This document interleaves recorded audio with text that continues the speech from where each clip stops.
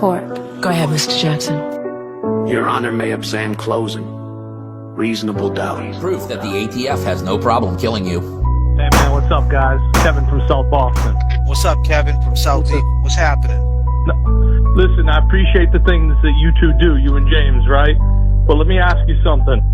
Those two dudes that you're accusing, right? They're decorated dudes. Go ahead, Mr. Jackson. Hi. Hi, James. How are you? I'm good. How are you? I'm great. It's been a crazy night, huh? It has. It's been great going to North Shore Nacho Night with you. Thanks for coming. So, this Karen Reed case is getting crazy. It is. I was outside court all day today. It's emotions are running high. Yeah, you saw it outside. How was that? It was the biggest crowd I've ever seen. Very stressful, lots of emotion, and I'm going back tomorrow, and we're gonna wait for a verdict, and I think it's gonna come in. Yes, absolutely. And that's what I think too, Nan. I think the verdict will be in tomorrow.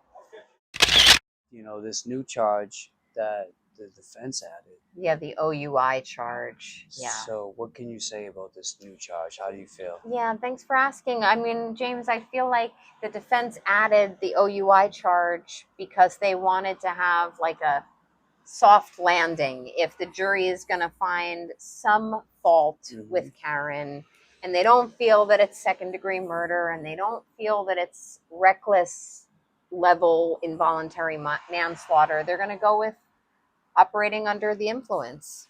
So ultimately, I don't love it. I don't love that the defense suggested it, but Karen and everyone needs a little bit of a soft off-ramp here.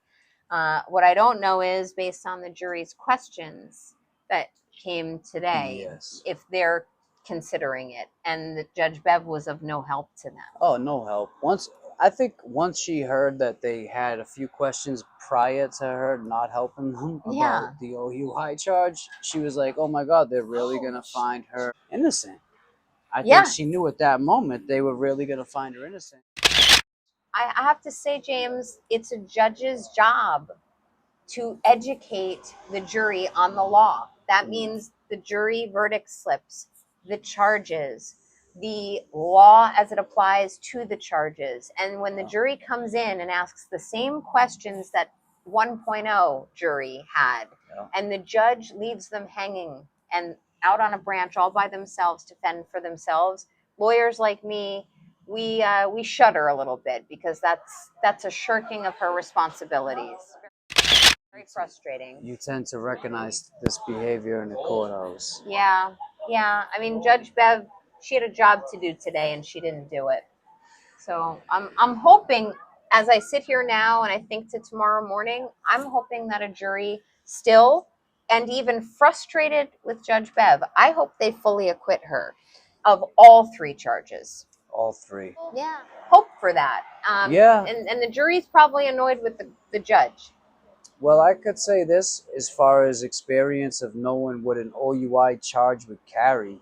And of course, a judge has to tell you the max. So 2.5 years, I think, is the max. 2.5. So Karen Reed is a candidate for probation. That's right. She's shown up to court every single time. She's been there. She's so proactive in her case that you would think she's one of the lawyers. And seeing them in court and the way they acted, it was really great, because I always wish I had lawyers. I actually had a call Nan one time. I reached out. I had to use my 911, and it was to Nan on a case that I had, and she had given me some advice, and I took her advice, and everything had worked out on my end, and I'm really grateful for that.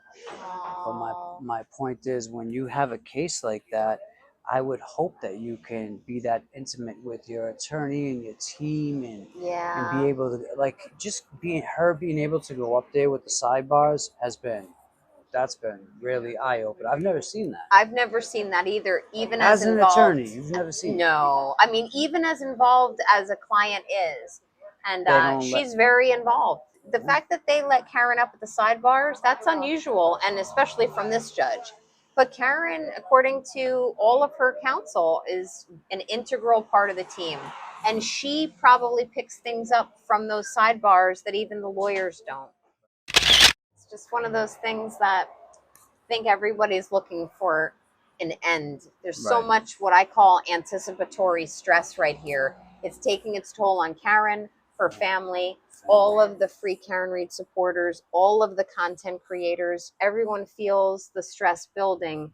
And that's why with this OUI charge, which honestly, I don't think the Commonwealth satisfies. They never originally charged her with it. No. They took her, they're working with a retrograde extrapolation for the blood. I don't think that there's enough of a satisfaction of all of the elements of the OUI charge. However, it's a soft landing and it's a way for this to come to an end. But I think she's going to be fully acquitted.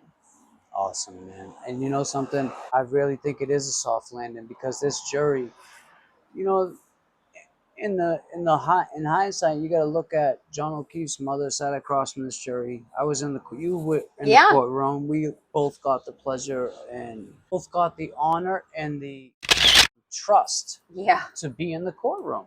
And that's a huge thing, to be in the courtroom and have the trust from a woman who's facing a murder trial. Like, Yeah. that was huge. It's not that many people, but it's small enough to see everything that's going on.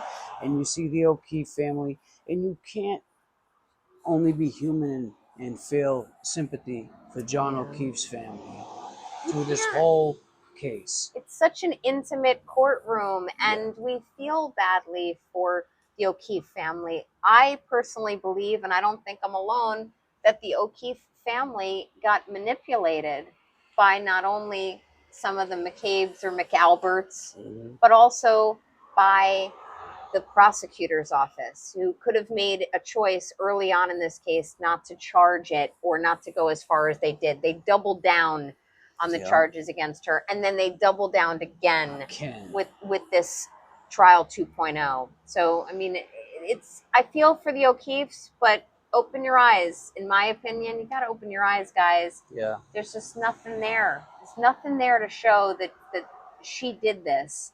No. And I feel for Karen.